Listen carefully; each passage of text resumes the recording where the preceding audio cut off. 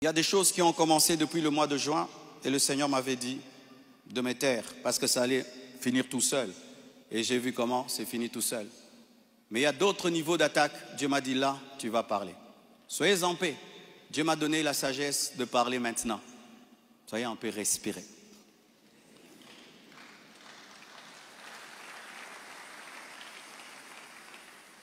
Désormais, lorsque j'aurai des choses très importantes et pertinentes, j'écrirai et puis je lirai. Amen. Comme ça, je reste vraiment dans ce que je devais dire et ce que Dieu m'a demandé de dire. Shalom, bien-aimé. Et j'aimerais que ça passe en ligne. Comme le combat est sur Internet, la réponse est sur Internet également.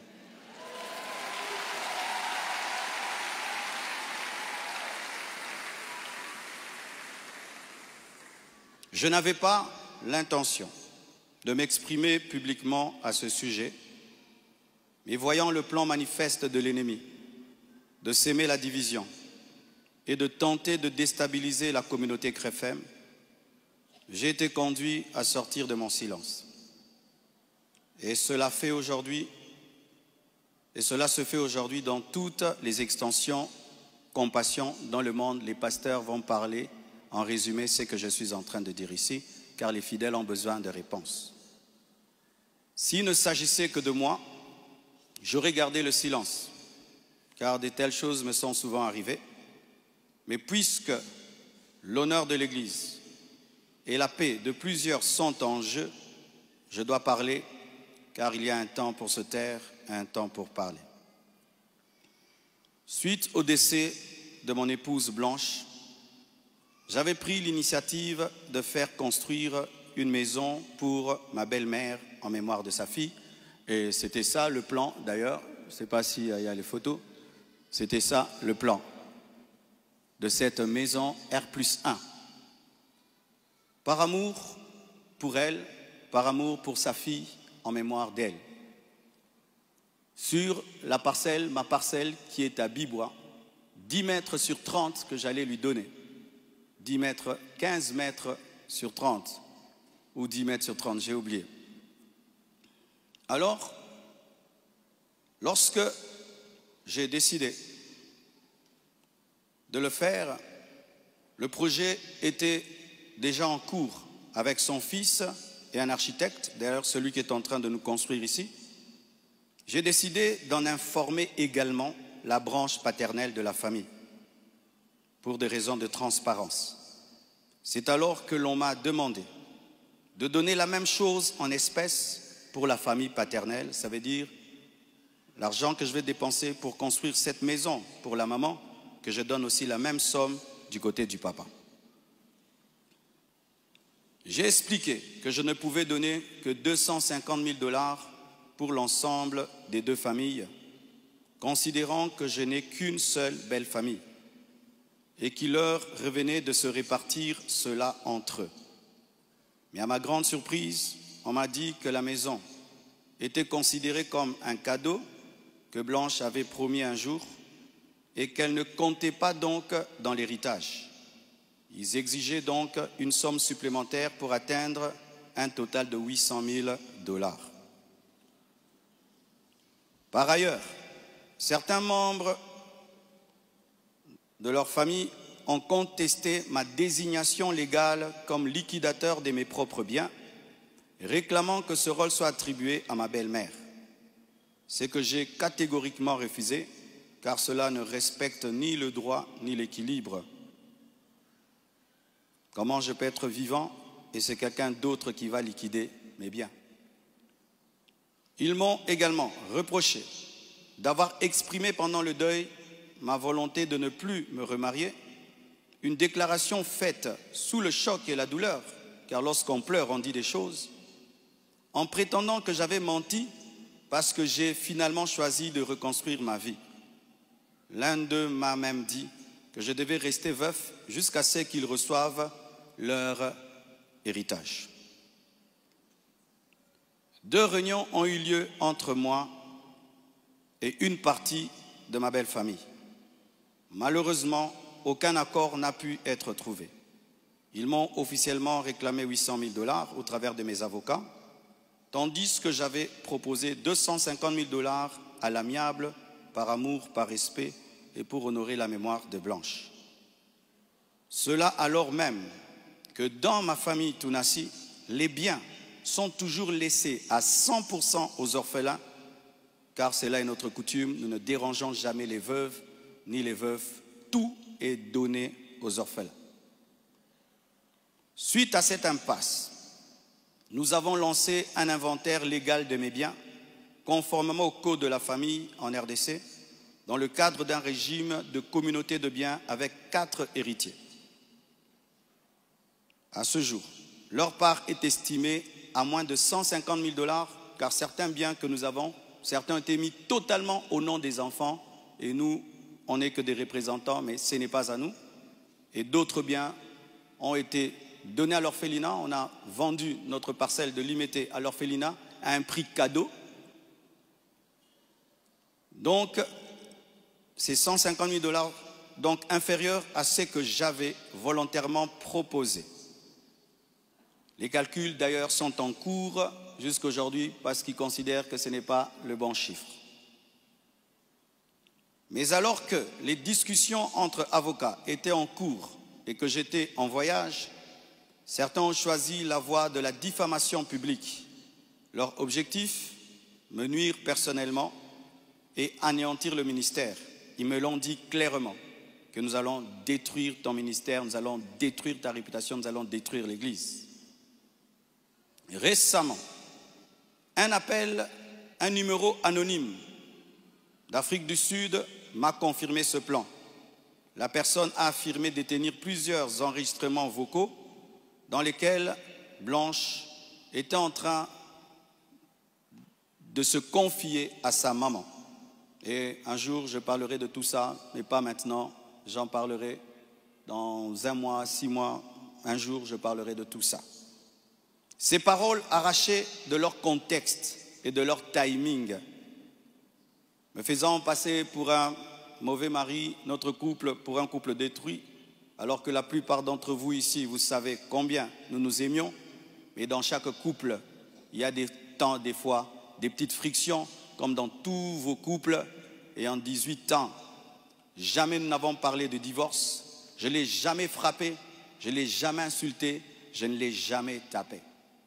Après 18 ans de mariage, je lui ai redemandé en mariage. Je suis allé prêcher dans l'église de mon fils Olivier, au Botswana.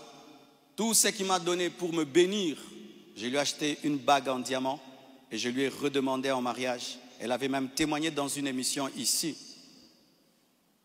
Quand vous voyez ces dernières vidéos, cette femme était heureuse, était épanouie.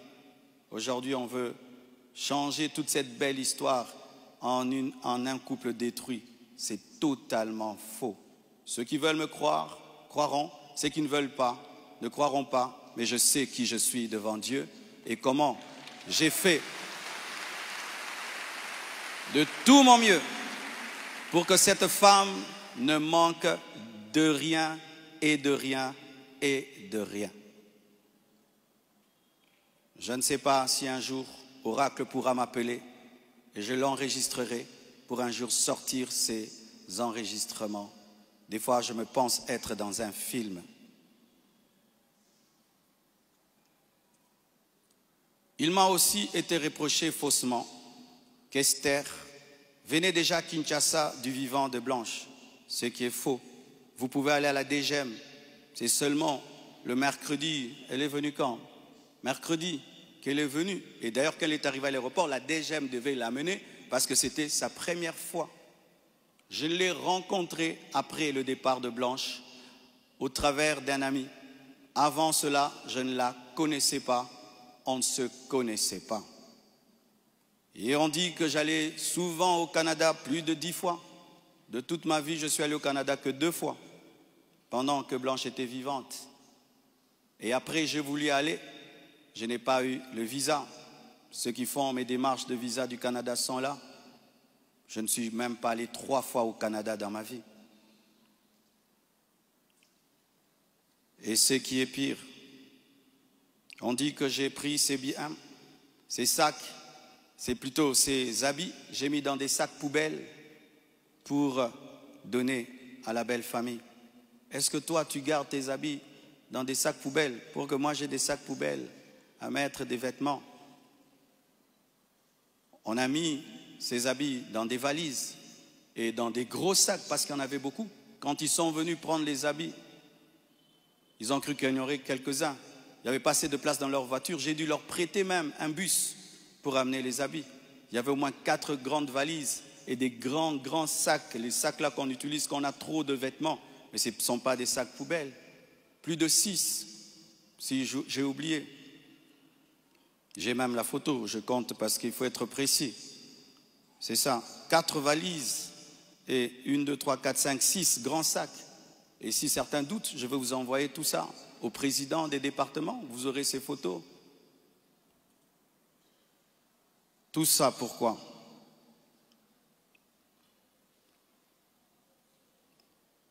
Et ce qui est terrible, on m'accuse même de l'avoir tué, alors qu'elle est décédée d'une crise cardiaque à l'hôpital, suite à une opération. Et ils m'ont posé la question, elle est morte de quoi? Je leur ai dit, on l'a opérée, elle n'a pas supporté l'opération. Le même jour, quand je suis arrivé avec son corps, après encore, la famille paternelle me pose les mêmes questions devant 10 personnes, 15 personnes, j'ai expliqué. Ils savent de quoi elle est morte. Et aujourd'hui au Congo, si tu deviens grand, donc tu tues les gens. Quiconque meurt à côté de toi, c'est toi qui le tues. Le jour que Dieu t'élèvera, tu comprendras ça. Tu dois prier que tout le monde vive 90 ans. Si les gens commencent à mourir, c'est toi qui les tues. Comment peux-je tuer la mère de mes enfants? Priver Tabiri de sa maman? Comment? Même toi, qui viens de te convertir, tu ne peux pas faire une telle chose. Moi, serviteur de Dieu. Elle est partie en Turquie samedi. Je l'ai suivie dimanche. On s'est rencontrés même avec papa à l'aéroport. Elle était déjà partie. Elle me disait de venir parce que pour son opération, il fallait que le mari signe. Et je suis arrivé, j'ai signé. Même pour une césarienne, on signe. Elle est partie, elle n'est jamais plus revenue. Et comment son corps est venu vite? Frère, le problème souvent, c'est que les gens attribuent aux autres leur pauvreté. Lorsqu'il n'y a pas les moyens, quelqu'un peut mourir lundi pour que le corps vienne. On prend 2 semaines de cotisation. Mais quand Dieu t'a béni et tu as des relations, et même le médecin est touché par ce qui t'est arrivé, c'est ce médecin qui a tout fait. Je dis, je ne peux pas dormir dans votre pays, je ne peux pas rester, je ne peux pas supporter. Je dois partir demain. Mes enfants ne peuvent pas rester en train de pleurer dans ce pays. Il a dit, qu'est-ce que tu veux que je fasse? J'ai dit, fais tout, que je rentre. Il a tout fait et on est venu. Et c'est la sorcellerie. Comment quelqu'un peut mourir? Du coup, vous prenez le corps, vous amenez, c'est trop vite. Donc vraiment, c'est terrible, terrible. Vraiment le niveau de raisonnement que les Congolais nous avons atteint, vraiment. Vraiment que les écoles recommencent, je ne sais pas, vraiment. C'est terrible. Des fois, je me dis, tous les derniers de la classe qu'on ne voyait plus, ils sont remplis maintenant, là-bas.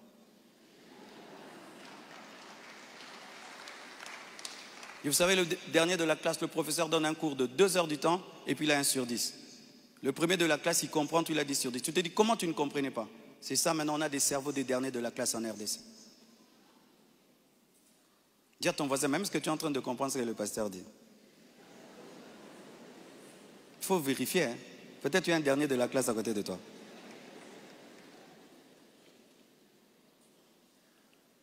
Tout cela n'est rien d'autre qu'un chantage motivé par l'appât du gain, car cette personne me dira, donne-nous l'argent, nous avons des voices, sinon nous allons te détruire. Tout ça, c'est un chantage motivé par l'appât du gain.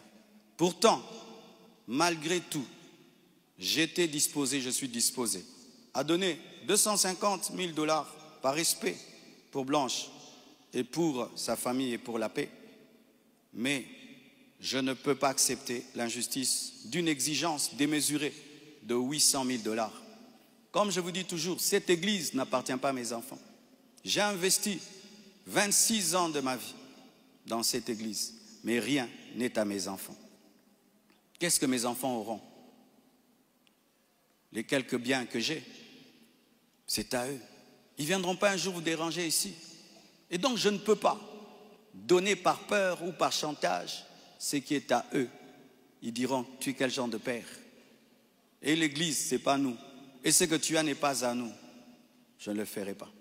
C'est pourquoi j'aimerais dire aux veuves et aux veufs, ne vous laissez pas dépouiller. Ne vous laissez pas dépouiller. Ne vous laissez pas dépouiller. Ce que je prêche, je le vis. Mon combat, c'est que je vis ma prédication, mon message. Mon combat, c'est le message de la sainteté qui dérange. Mon combat, c'est que une fois, j'ai vu l'esprit du léopard et il m'a dit, tu veux me combattre? Ce pays est tenu par un esprit de léopard, un esprit méchant. Regardez comment nous sommes devenus méchants. Regardez comment nous sommes devenus méchants, mes frères. Cette méchanceté démoniaque satanique. Et quand j'ai vu cet esprit, vous avez vu tout ce qu'on a connu. C'est pourquoi, pour finir, je vous prie, ne cédez pas à la haine. Au-delà des personnes visibles, il y a un combat spirituel. C'est une attaque de l'esprit de léopard que Dieu m'avait déjà révélé. Un esprit rusé et violent qui cherche à abattre les hommes de Dieu et à ravager les familles. Bénissez ceux qui vous persécutent. Priez pour ceux qui vous calomnient. Matthieu 5, verset 44. Ce n'est pas le moment de combattre dans la chair. Restons enracinés dans la vérité, dans l'amour et dans la prière. Pour ceux qui souhaitent des informations juridiques fiables, je vous invite à contacter mes avocats, le maître Béladé et le maître Abed, qui sont des fils de la maison. Et sachez que toute chose concourt au bien de ceux qui aiment Dieu. Romains 8, verset 28. Et je rends grâce à Dieu pour toutes mes épreuves et tous mes combats. Je suis l'un des hommes de Dieu aujourd'hui les plus persécutés dans ma génération. Quand je regarde mes amis, mes pères, des fois je me dis, Satan vous a oublié ou quoi? Mais je rends grâce. Ça fait de nous une église 4x4. Les gens sont étonnés. Comment cette église n'est pas morte? D'ailleurs, ça grandit.